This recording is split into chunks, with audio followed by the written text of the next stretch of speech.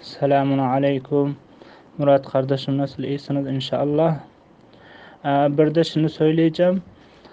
Bu senede hilafet. İlk defa Türkiye'de size verilir elhamdülillah. Hilafet senedi başka kimseye verilmeyecek. Başka makamlara kendisini yetirmeden. Türkiye'den başkadan çok sayıda bize müracaat yaptılar.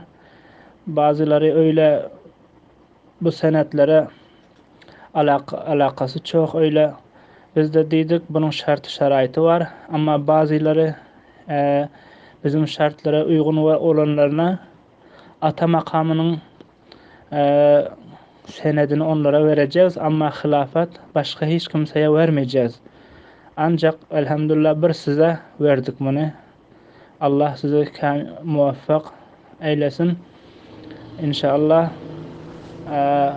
Başka kimselere vereceğiz. Ol ata makam diye bir senet var. Yani ol bundan önce geliyor. Elhamdülillah siz ata makamına 7 yıldır siz buna aşık olup muhabbetle bu yolu seçmişsiniz.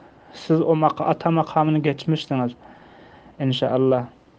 Allah size mübarek eylesin bunları.